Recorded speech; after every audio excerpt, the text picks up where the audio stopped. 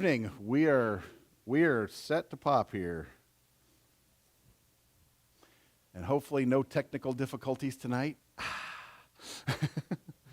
So, great to have you guys here this evening. We are in class 44. Can you believe that? Of course, that includes last season, but 44 classes. And so we are going to be talking, we kind of make a big jump tonight. Last week we dedicated the temple.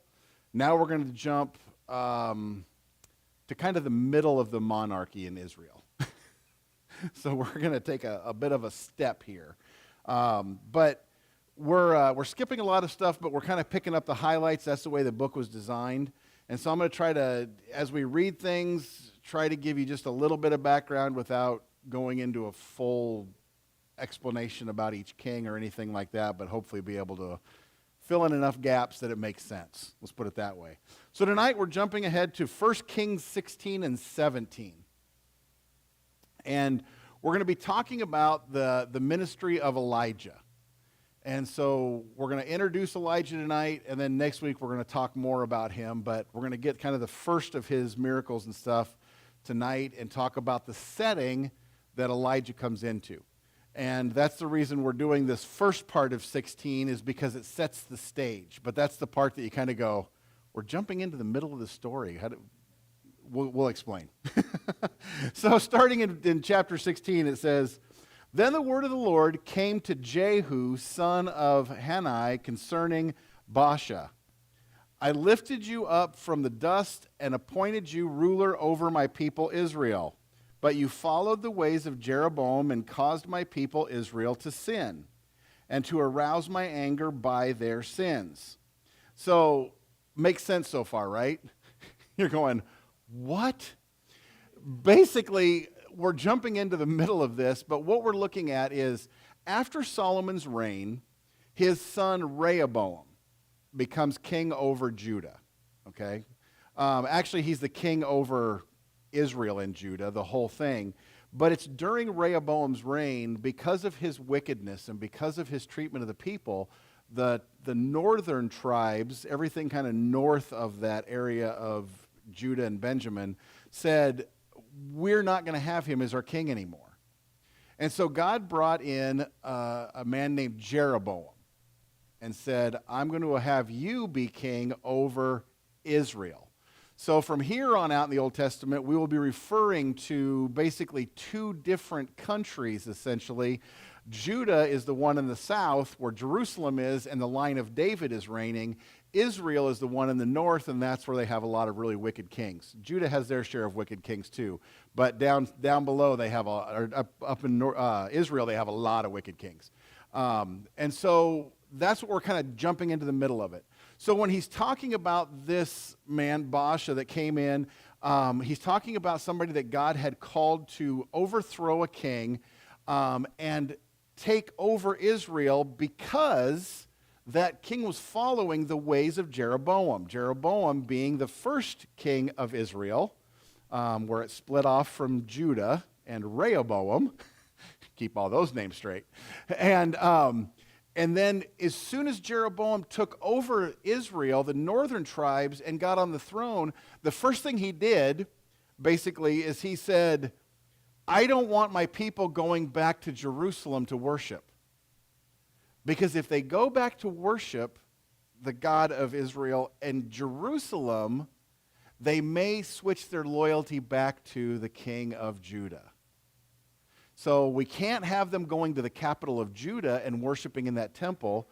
So Jeroboam took it upon himself to build two idols, main idols in Israel.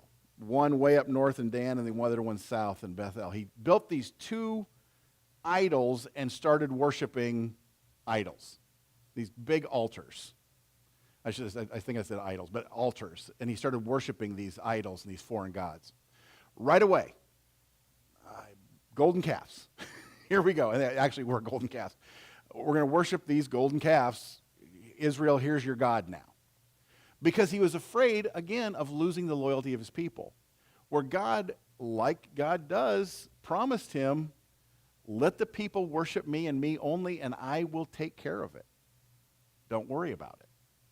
But Jeroboam was afraid. I don't want them going back to Jerusalem. I don't want them seeing the temple. I don't want them worshiping down there. So I'm going to keep them up here in the north. I'll build my own altars. I'll build my own places of worship. So he did. So that's why we get this next little phase, is God then sent people to come in, and he would give, I guess, a command to some of these men that seemed to be very faithful. And when they would get the command to go and overthrow Israel and become the next king, as soon as they became king, they basically fell into the same trap that Jeroboam did.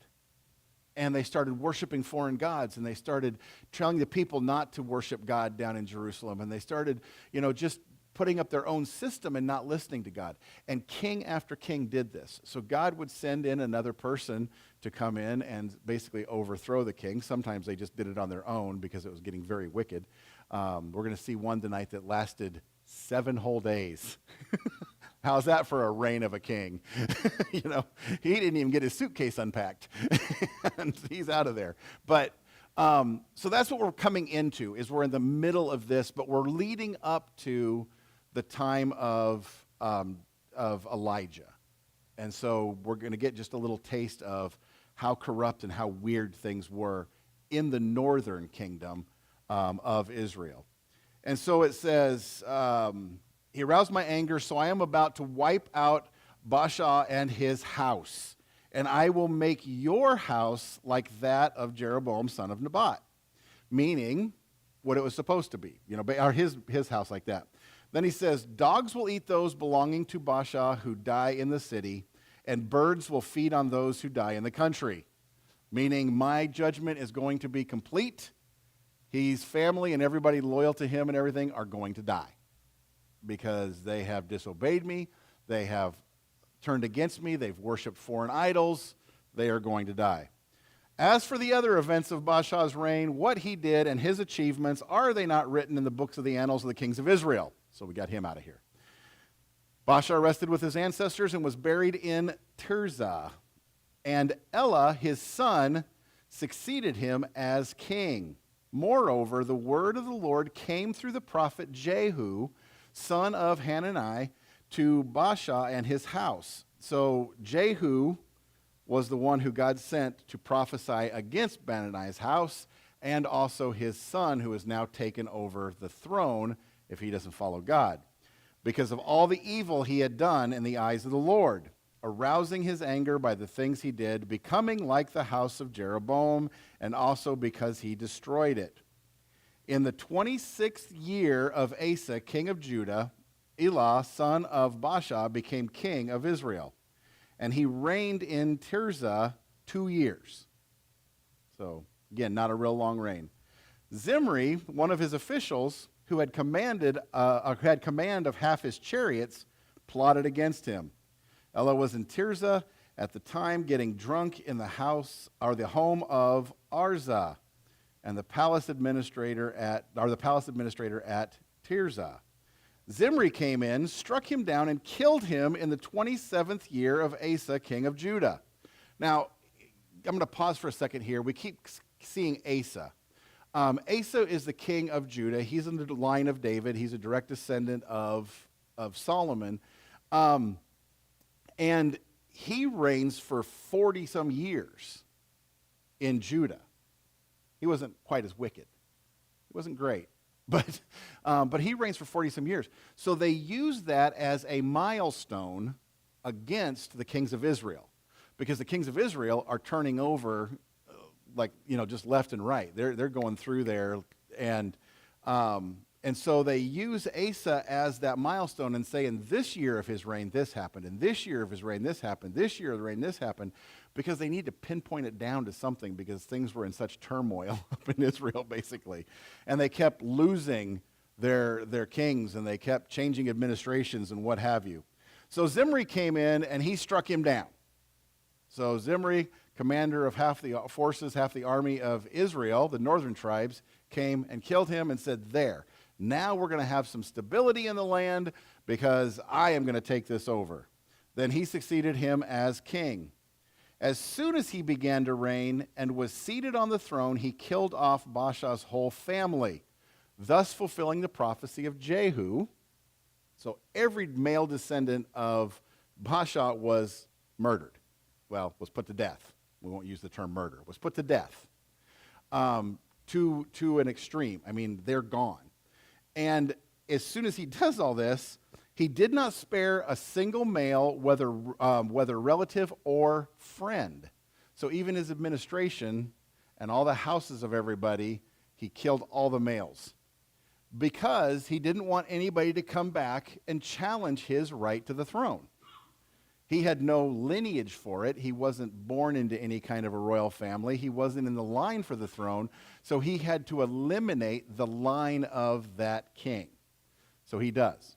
Even his friends and their descendants. Eliminates everybody.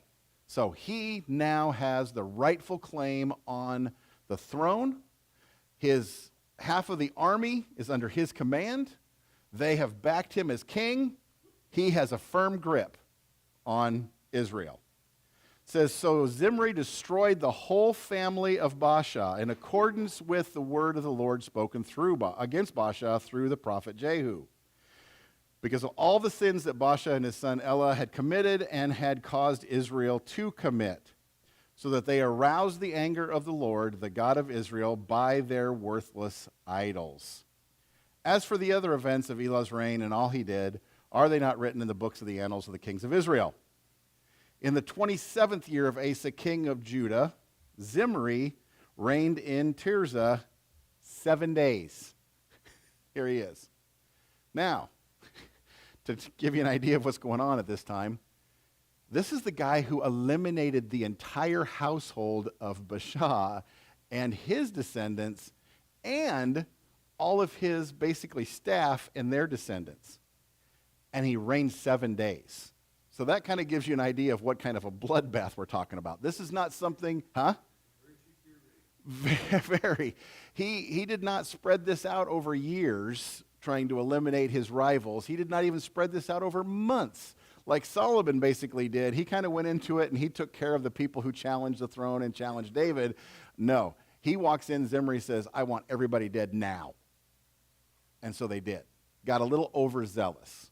Got a little crazy with it, and so he became this very powerful kind of wicked king very quickly. He only reigned 7 days, and he did all this. The army was encamped near Gibbethon, a Philistine town. When the Israelites in the camp heard that Zimri had plotted against the king and murdered him, they proclaimed Omri, the commander of the army, king over Israel that very day there in the camp. So remember, he was over half the army, over the chariots and stuff. Omri's the other guy. He's over the main army of Israel, and he goes, oh no, this is not going to happen. We didn't say he should be king. He did this completely on his own. He went out kind of rogue and did it. So it says, then Omri and all the Israelites with him withdrew from Gibbethon and laid siege to Tirzah. Then Zimri saw that the city was taken. He went into the citadel of the royal palace and set the palace on fire around him, so he died, because of the sins he had committed doing evil in the eyes of the Lord and following the ways of Jeroboam and committing the same sin Jeroboam had caused Israel to commit. So even in those 7 days, he started worshiping foreign gods. He started worshiping idols. He was, killing people left and right. And so it just completely went out of hand. So here comes Omri with the army of Israel and says, I'm going to come and take him off the throne. He sees the army coming. He runs into the inner citadel and lights the place on fire and burns himself to death. He didn't give them the satisfaction of taking him off the throne. He committed suicide after 7 days. But what a crazy reign. Then it goes on. This is the phrase you hear every time they change a king in Judah or Israel. As for the other events of Zimri's reign and the rebellion he carried out, are they not written in the book of the annals of the kings of Israel? Then the people of Israel were split into two factions, Half supported Tibni, son of Ginath, for king, and the other half supported Omri, the guy who just came and basically took care of Zimri. But Omri's followers proved stronger than those of Tibni, son of Ginath. So Tibni died and Omri became king. That's kind of a nice little poetic way of saying, yeah, he died, because they kind of went to battle against each other, and Omri's forces were stronger. And so we don't know if he was assassinated, if he was killed by what, but Omri's forces were stronger, and he died as a result of Omri's forces being stronger. So he's out of the picture. He never became king. Omri then is set with the support of Israel, with the support of the armies. He is now ready to become the king of Israel. So in the 31st year of Asa, king of Judah, Omri became king of Israel, and he reigned 12 years, 6 of them in Tirzah. He bought the hill of Samaria from Shemer for 2 talents of silver, and built a city on the hill, calling it Samaria after Shemer, the name of the former owner of the hill. So the capital, as we are going to see it, becomes Samaria. This is how it becomes Samaria. It's kind of funny because when we were going through preparing for tonight and stuff, I was talking to Anna, and she's getting ready to talk to the kids, and she's like, holy cow, the whole first part of this, chapter 16, is just chaos. I said, yes, it is, because we skipped a whole bunch of stuff leading into the chaos. So it just seems like all of a sudden it's just, whoa, everything's out of control. But so when Omri comes in, he buys the hill that becomes the city of Shechem. Shechem then is declared the capital of the northern tribes, or of Israel. And so that is going to become the center point of what it is. Now, up to this point, like I said, they were doing from Tirzah, they were doing it from other locations, wherever kind of the king was from. That's kind of where they set up their palace. They had kind of a center of government there, but it kind of was a little bit in flux. But Omri comes along and buys this hill so he can build this city, so that he can establish a capital. And so now they have a set place that is going to be kind of the main focus of what happens there. It says, but Omri did evil in the eyes of the Lord and sinned more than all those before him. Imagine that. We've got Jeroboam, who flat out, went and built golden calves again. And we have all these people that were like killing off all their adversaries, and we have all these people that are worshiping foreign gods, and we have all these people that are getting greedy and getting, paranoid because of the people around him and everything else. And then Omri comes in, and we think, oh, finally, it settles down. But he was more wicked than everybody else before him. He's the bad guy. And the main thing that we're basing this on is his relationship with God.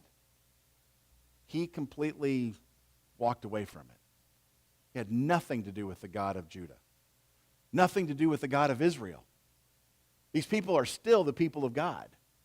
And he has nothing to do with that. He is going to worship the gods that he wants to and the idols that he wants to. So it says, he followed completely the ways of Jeroboam, son of Nebat, committing the same sin Jeroboam had caused Israel to commit, which is the worship of foreign gods and idols at the altars, so that they aroused the anger of the Lord, the God of Israel, by their worthless idols. As for the other events of Omri's reign, what he did and the things that he achieved, are they not written in the book of the annals of the kings of Israel? Omri rested with his ancestors and was buried in Samaria. And Ahab, his son, succeeded him as king. Ahab you may have heard of, because Ahab was so wicked, people forgot about Omri. So we got the guy that was the worst that's yet to come, yet the one came, and everybody's going, oh my gosh, this guy, I can't imagine anybody worse. And then his son comes along, and they went, boy, Omri wasn't such a bad guy. He seemed like he kind of had things together. So Ahab comes in, and he becomes the king. Now, this is where we settle down on the kings a little bit. Ahab is the king that is king during the reign of Elijah. And so he is going to be the central character that we're going to focus on for the rest of this story and really next week's story. And so this is kind of where we get back into okay, Israel is completely out of control. They're wicked in about everything that they do. Their kings are wicked. They've been wicked. Ahab is kind of the pinnacle of wicked. And now we're going to see God send this prophet. And the prophet that's coming, of course, as we've been saying, is Elijah. So it says, in the 38th year of Asa, king of Judah, Ahab, son of Omri, became king of Israel. And he reigned in Samaria over Israel 22 years, which is a far cry from 7 days. He actually kind of takes the throne. Ahab, son of Omri, did more evil in the eyes of the Lord than any of those before him, including Omri. He not only considered it trivial to commit the sins of Jeroboam, son of Nebat, but he also married Jezebel, daughter of Ethbaal, king of the Sidonians. Now, Ethbaal, you can see in his very name, Baal, the foreign god. And so he marries a foreign wife, but not only that, most likely it was a treaty of some kind with them because Israel's on the north and you know, the Sidonians are just to the north of them there. And so it's probably some kind of an arranged marriage for treaty, but at the same time, he takes on this wife who has nothing to do or know about with Israel. And you can say, well, that's kind of what Solomon did. He did, but Ahab takes it a step further. He goes a little bit overboard with it. So it says he began to serve Baal and worship him. And that's what sets up the ultimate battle between Elijah and the prophets of Baal. And that's what we're going to be talking about next week. He set up an altar for Baal in the temple of Baal that he built in Samaria. So he not only is going back to Jeroboam's old altars, he's now built a temple to this god in Samaria, the capital of Israel. They no longer are thinking about the temple in Jerusalem, where God is housed, basically, where he has put his presence with them. They are no longer thinking about that because they've built their own now. We have our own temple, and it's to Baal because he is our God. And so they have committed resources into this. It says, Ahab also made an Asherah pole and did more to arouse the anger of the Lord, the God of Israel, than did all the kings of Israel before him.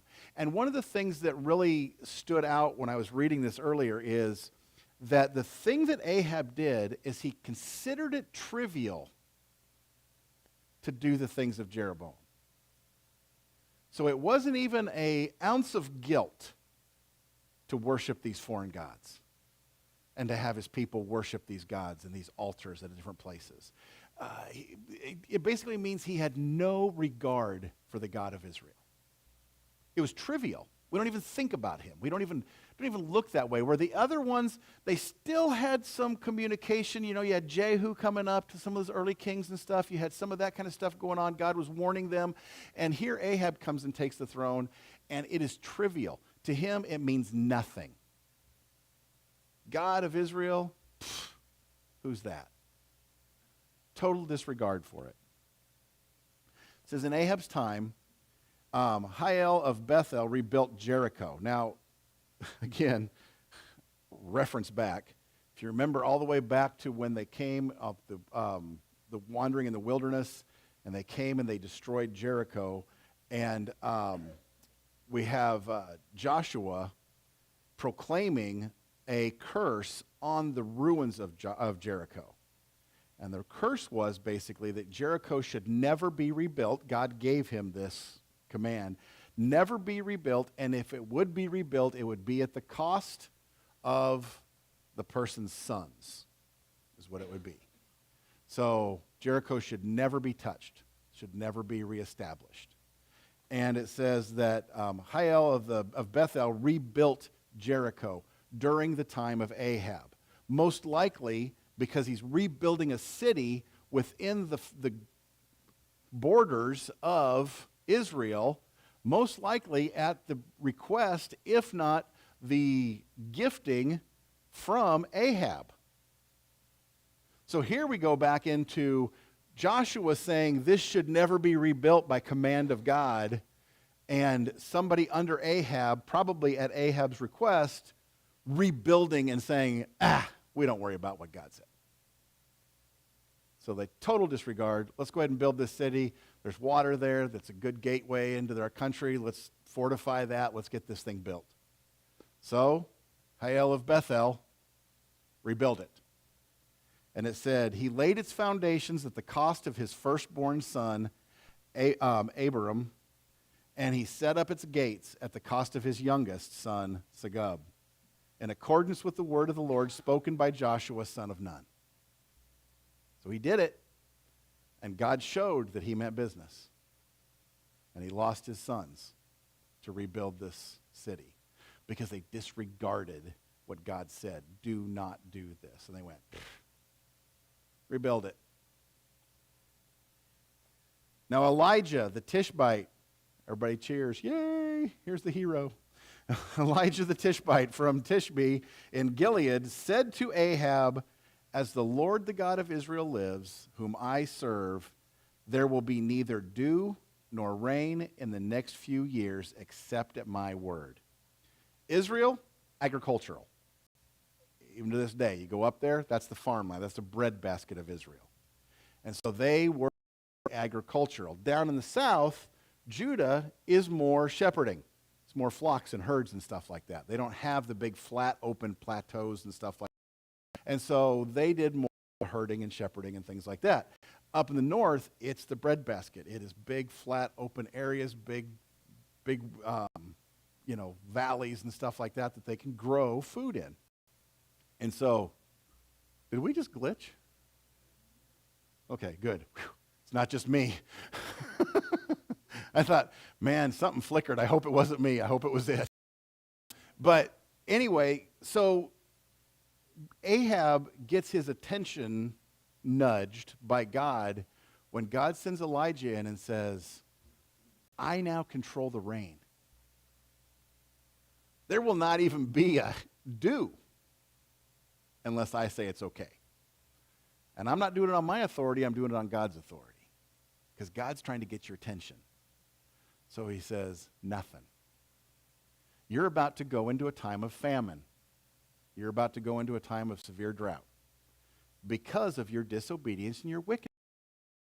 Pulling out almost Egyptian type warnings to him. And he said, this is what's going to happen. We're going to take away your food supply. This is going to affect the whole area up here, the whole region. And it's because of your disobedience. So until you repent, we're going to have a problem here. And it says, then the word of the Lord came to Elijah, leave here, turn eastward, and hide in the Kerith ravine east of the Jordan. So God, as soon as Elijah proclaims this, God tapped Elijah on the shoulder.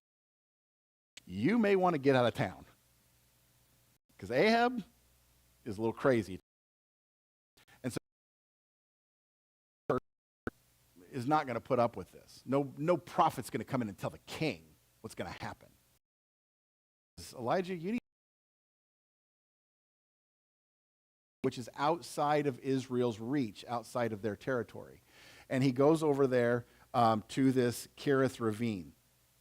It says, you will drink from the brook that I have directed the ravens, and I have directed the ravens to supply you with food there.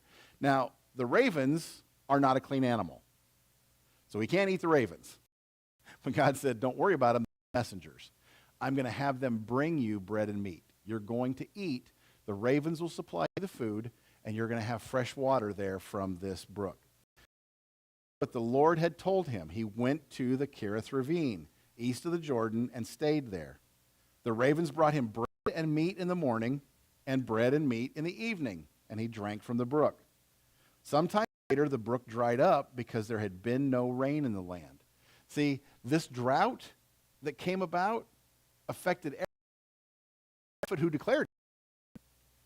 And the thing about this is, if you kind of stop and think about it, if Israel is not getting any rain, the west side of Jordan's not either.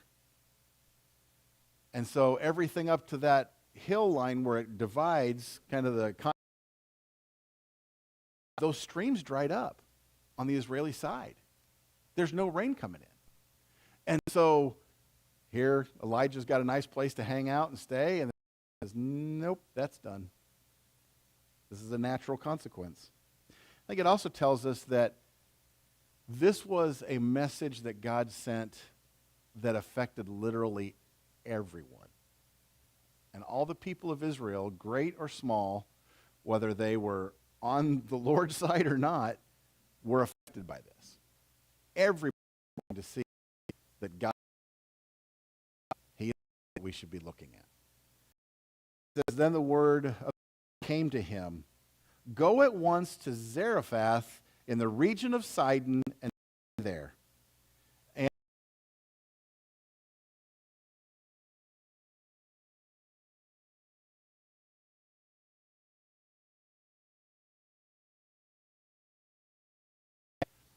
can't stay over here on this side of the river anymore where Ahab can't touch him. So God says, I've got the perfect. Go back to Jezebel's hometown. Back to where your wife's from. You'll be safe there. So that's what he does. Ahab's looking everywhere for him except the side of where Jezebel grew up. And that's where God says, oh, he'll never look for you here. And he doesn't. This weird irony in there. But it's also weird because he leaves Israel completely.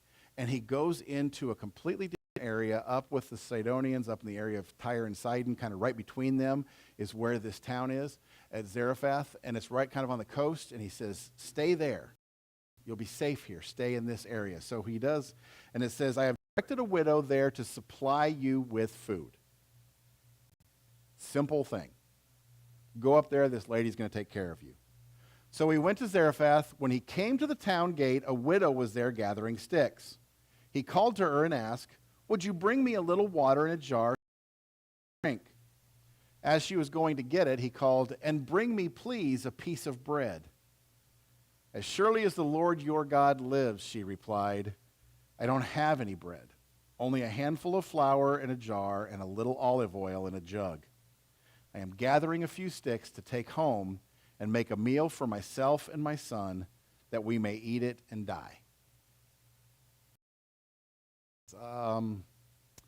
You know, I'm telling you, on the word of your God, I don't have anything to give you.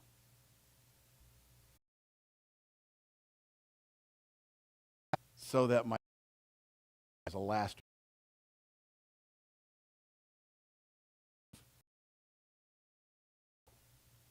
there is no more grain. Remember, Israel is that bread basket. It's also one of the major bread baskets for the area that is currently Lebanon. Sidonians, think back to listen. What did Israel trade for the cedars of Lebanon to build the temple? They traded grain. They traded food. And the king up there said, man, I'll tell you what, Solomon, you can have all the trees you want, any kind you want. We'll float them down the Mediterranean Sea for you. We'll give them to you if you'll put food on dry. And this widow said, you know what? It's hard on all of us. God probably sent you to the wrong house. Why don't you, move on, because I've just got enough left to die, and that's what I'm going to do. Elijah said to her, don't be afraid. Go home and do as I have said, but first make a small loaf of bread for me from what you have and bring it to me. So you go home and do what you're going to do. Get me my jar of water, but make me that loaf of bread. And I'm sure she's thinking, this guy has lost his mind. I just told him I don't have any extra food. And he says, well, man, sorry to hear that. Give it to me. Just don't be afraid. Give it to me. It says, then make something for yourself and your son. You're going to divide it in half, divide it 3 ways. It'll be fine. For this is what the Lord, the God of Israel, says. And this is where we get Elijah's real first miracle recorded, and the first thing that he does here. It says, the jar of flour will not be used up, and the jug of oil will not run dry until the day the Lord sends rain on the land. He says, if you will trust in God and you will do as I ask you, you will not suffer from this drought. Now, we don't know anything about this lady, really. We don't know if she was Israeli. Was she one of the Israelites that have moved up to that area for some reason? Or Sidonian. She does refer to Elijah as your God, not my God or our God. So chances are she wasn't even from Israel. And Elijah says, if you will be faithful to my God, faithful to true God, he will take care of you. But you have to step out on faith. You know, Sunday we were talking about faith. That's what he says. Believe in my God, have faith, and step out and give me the last of what you have. She went away and did as Elijah had told her. For Elijah and for the woman and her family. The jar and the jug of oil did not run dry. First miracle for Elijah. First big one. I mean, I guess other than stopping the rain. That was really kind of his first pronouncement. And then it says, in keeping with the Lord spoke by Elijah. Sometime later, now this is kind of an interesting little story too. We're going to get back into this same woman's life. Sometime later, the son of the woman who owned the house became ill. She grew worse and worse and finally stopped breathing. Or he grew worse. She said to Elijah, what do you have against me, man of God? Did you come to remind me of my sin and kill my son? Now, this seems like an odd statement, but it's actually something that is seen in some of the literature closer to this time and stuff, and that is that there was a belief, a superstition, that if a man of God came into your town, we saw it with Samuel when he came into town, if a man of God came into your town, or more specifically into your house, then it would draw God's attention to you, and God would see your sins. If you stayed kind of clear of it, then God would leave you alone because you were just kind of in the woodwork. But if you raised a ruckus, if you were somebody like King Ahab who made proclamations against God, then God knew him, and so he's going to come down on him. Or if you were like one of the other kings of Israel, God's going to come down on you. But if you just kept your mouth shut, stayed in your house, stayed in your little town, and didn't really say anything, God would overlook you. But because Elijah showed up in their town, and more specifically her house, now God is saying, oh, kind of forgot about you. Remember all those sins? Well, here's your punishment. I'm going to kill your son. It's not the way it works. But it was how she was viewing this. Elijah, you brought this on me. I know you brought me food through this whole drought, but you brought this on me because you're in my house. And God now sees my sin, and my son is dead. So it says, give me your son, Elijah replied. He took him from her arms, carried him to the upper room where he was staying, and laid him on his bed. Then he cried out to the Lord, Lord my God, have you brought tragedy even on this widow I am staying with by causing her son to die? Then he stretched himself out on the body 3 times and cried out to the Lord, Lord my God, let this boy's life return to him. The Lord heard Elijah's cry, and the boy's life returned to him, and he lived. That's a pretty good second or third shot at this whole thing. Elijah knew that God was not striking this boy down. God used this opportunity to show that he truly is God, and that even the miracle of the flour and the oil, that's nothing. Let me show you what God really can do. And so God used this as an opportunity for Elijah to establish himself as even a greater prophet, and used it for him to be able to show that this is not some kind of a trick. This is not something that anyone else can even try to lay claim to, but that God truly has sent me, and I'm the one who is his messenger and doing his work. So it says Elijah picked up the child and carried him down from the room into the house. He gave him to his mother and said, "Look, your son is alive." Then the woman said to Elijah, "Now I know that you are a man of God, and that the word of the Lord from your mouth is the truth." And so I think this is also put in here, and God did this miracle so that we would understand this, that Elijah is being sent by God to proclaim his very words, and he has the power that God has given him, even over life itself. And so here is this man that God has said, "You're my messenger. Go to King Ahab." Now, you would think that as we start to see some of the things that Elijah does, Ahab would go, maybe I should think about God. But it's pretty much just the opposite. Everything that he did, he never really considered God being the true God. His heart was so hard. He just turned a blind eye. Trivial, like it said with worshiping idols and stuff. He was going to do what he was going to do, he and his wicked wife. So that's what we're going to continue on, is really his confrontation with Ahab, and we're going to get into some of even the background of what we're seeing here, why he was running from him. I already said that because Ahab was seeking him to take his life, but we're going to see that even more as we move forward, how Ahab despises the word of God.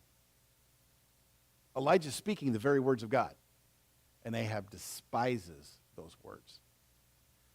Not just rebels against them, he hates them.